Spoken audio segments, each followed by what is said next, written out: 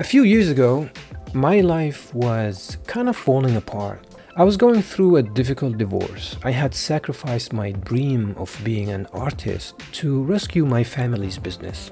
And I felt completely trapped. It was the hardest time of my life, but it was also when I met my wife, Mace.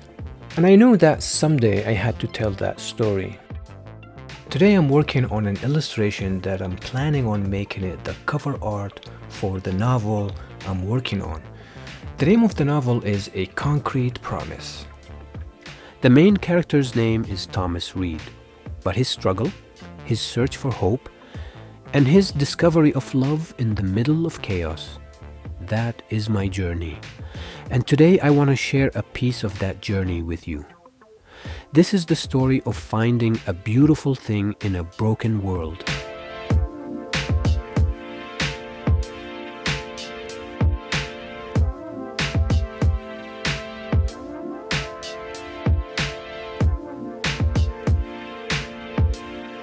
This is the story of Thomas Reed, who makes this huge sacrifice.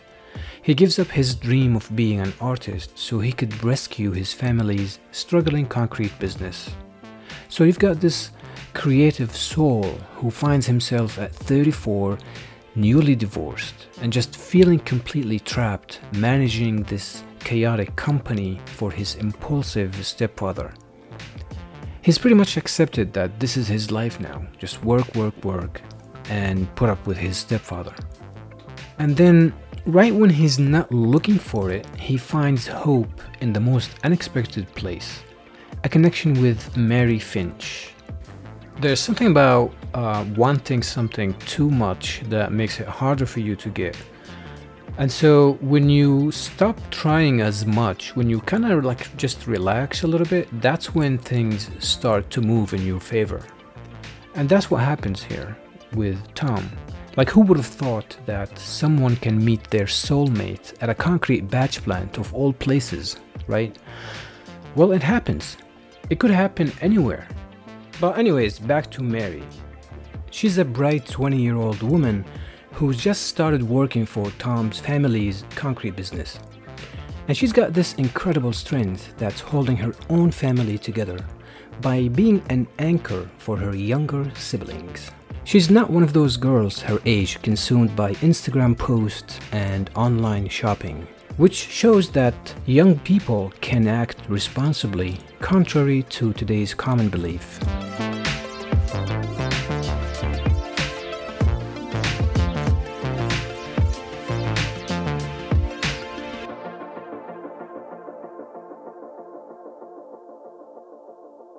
Thomas Reed and Mary Finch, they make this really brave choice to build a true relationship, even though the world around them is just filled with resentment and chaos.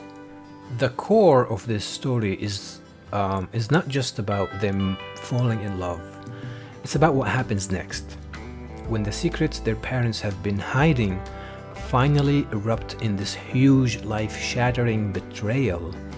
Their love becomes the only weapon they have to face the darkness. And they try to build a new future out of the rubble of their past.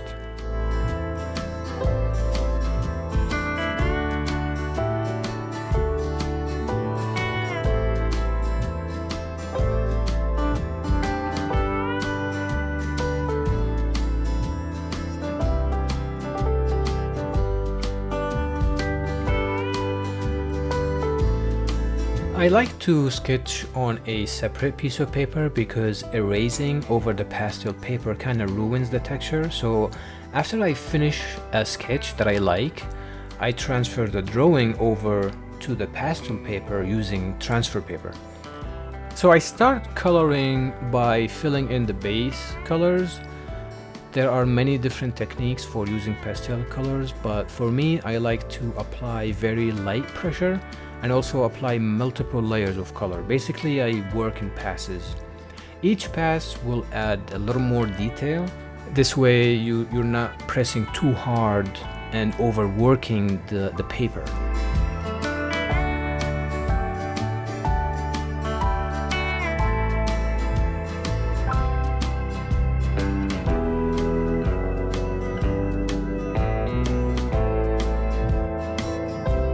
As I fill in the base colors, the drawing looks pretty bad, honestly.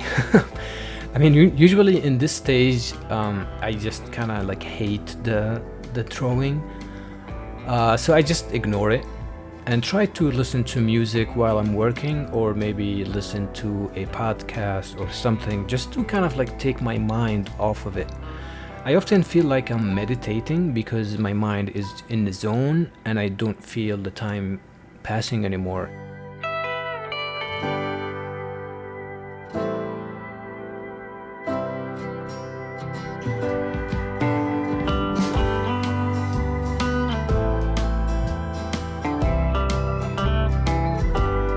I'm also using blending sticks to help me blend the colors. Some people like to use their fingers, which I don't recommend because I think it's messy, and I think there's oil in your hand and it's going to interfere with the colors when you blend multiple times. Plus, you won't be able to blend these tiny areas. So for me, using blending sticks is the best option.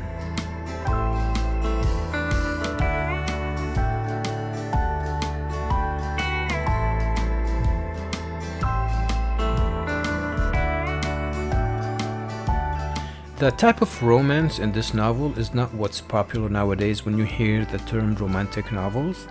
Meaning it's not the twisted billionaire who falls in love with a regular person who works at a coffee shop, or some twisted fantasy like this. And it's not an erotic, glorified adult content either. It's a story from the heart, and it happens in real life. People can relate to it.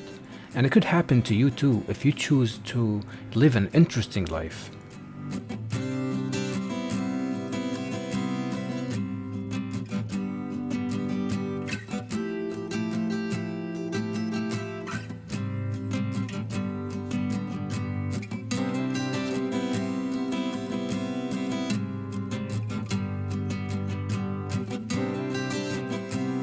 So it's really a story about what happens when you choose love over everything. The positive power versus the negative power. It's about choosing to be good even though everything around you is pushing you to become bad. But talking about love alone is not enough, because in life there's also hate. And hate also has tremendous energy that, if you're not careful, can bring so much destruction to your life and the lives of people around you. So this story is a true example of how one can channel the energy of hate toward building something instead of destroying something.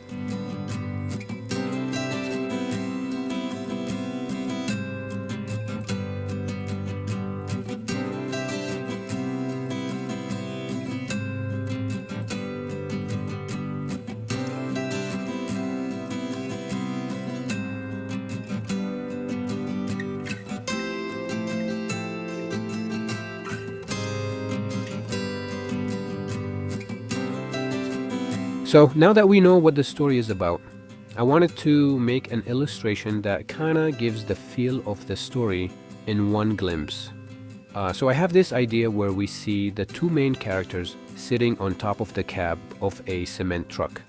I want the truck to be kinda gritty and rusty, and I also want the area where it's parked to be a little crumbly. Nothing too exaggerated, I only want to imply. So they're in this setting as they're watching this nice sunrise over a beautiful landscape just ahead of them, to kind of symbolize the hope in them and to show their ability to see beauty even when things are not perfect.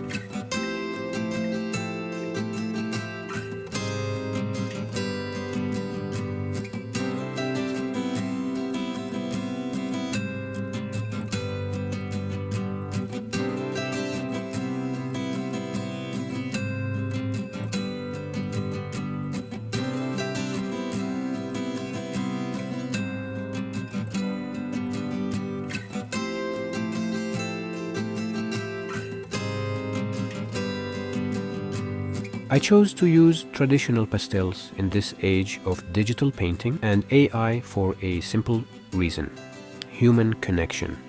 Having an original physical painting beats any digital print in my opinion.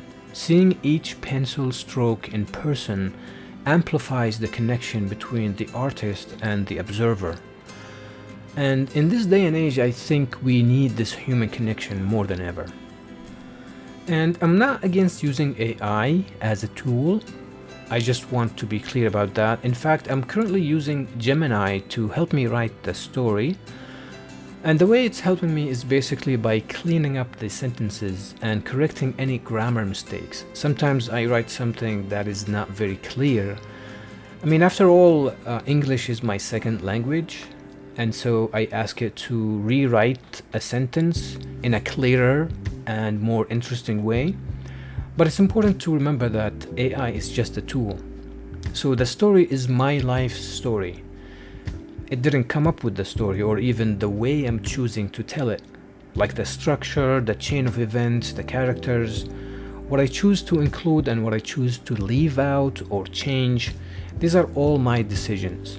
And to be honest, it's not easy to get good results from AI. I often have to change and edit what it gives me.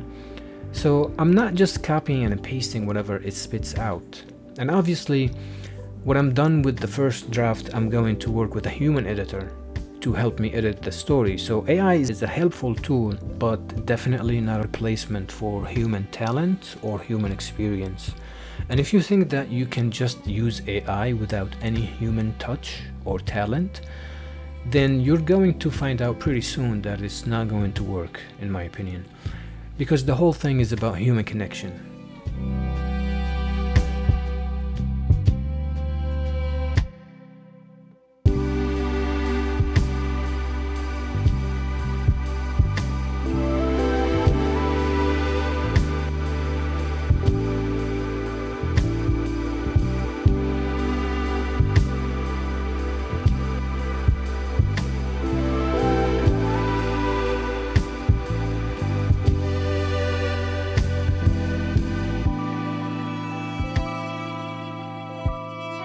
When I was going through this drama in my life, I was saying to myself, this is good material for a story. I mean, don't get me wrong, it was terrible to go through it. I'm not saying it felt good, but I knew it was a great story. It had all the good elements for a good story. And I kept saying to myself, I wish I knew someone in the show business so I could turn it into a TV show or something, but after giving it some thought, I don't think I would want some TV executive interfering at this stage, because they probably just go after what sells nowadays. So I'm sure they'll make a lot of changes and probably end up just butchering my story. So I think the most feasible way for me to tell the story is to make it into a book, especially nowadays with self-publishing being a legit option. I don't need the approval of some gatekeeper. So the more I thought about it, the more I realized how important it is for me to tell the story the way I want to tell it. I just feel very compelled, like I can't do or think about anything else for some reason. I feel like my life is on pause right now until I finish writing this story, which is a little bit weird, I think.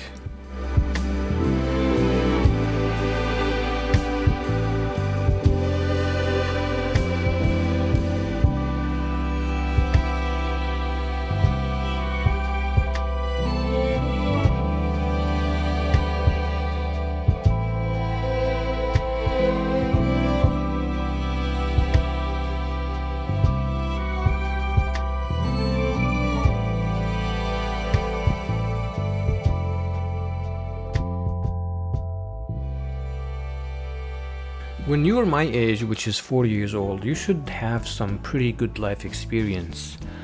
Unless you spend your life playing video games in your mom's basement, which I hope it's not the case. If your body and mind are telling you something, I think you should listen to your intuition, because your subconscious is probably on to something that your conscious mind is too distracted to point out. I'm kinda sick of working for other people, so maybe this is an opportunity that my subconscious is seeing for me, where I could finally work for myself, doing what I'm truly passionate about. I mean, who knows, maybe I'm just crazy, but for now, I'm trusting my intuition and just going with it.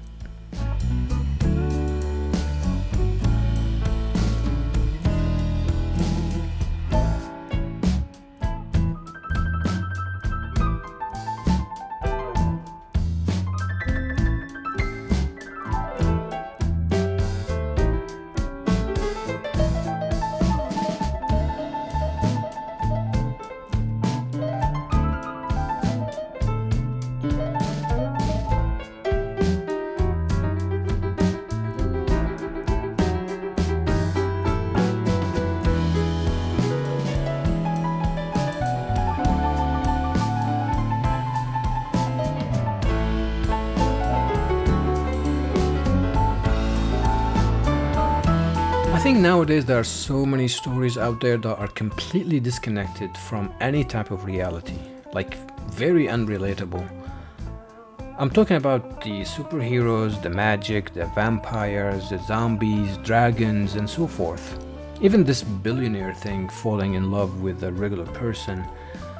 I mean, these stories are fine every now and then, but I think it's hard to find a good story nowadays that regular people can relate to and be inspired by. A story that doesn't involve someone shooting lasers out of their eyes. I don't know about you guys, but last time I checked, I'm pretty sure I can't fly.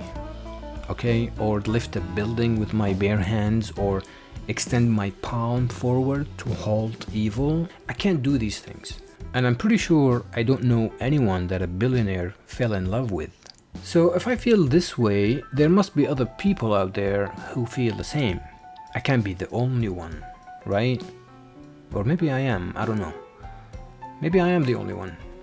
I guess we'll find out.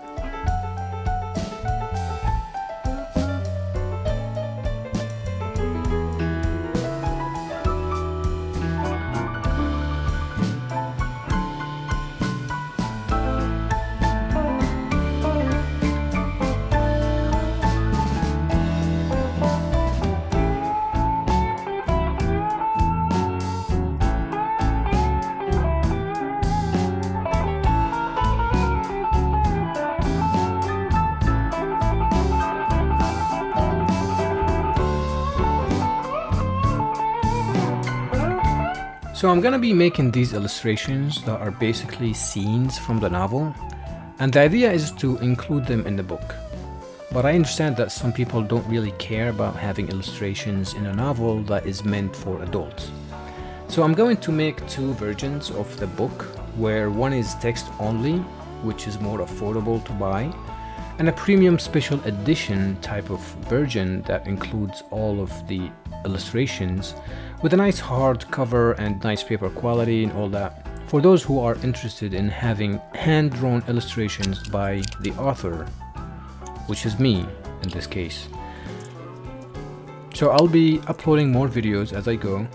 So this is the beginning of a journey, and if you would like to see the progress, make sure to like and subscribe.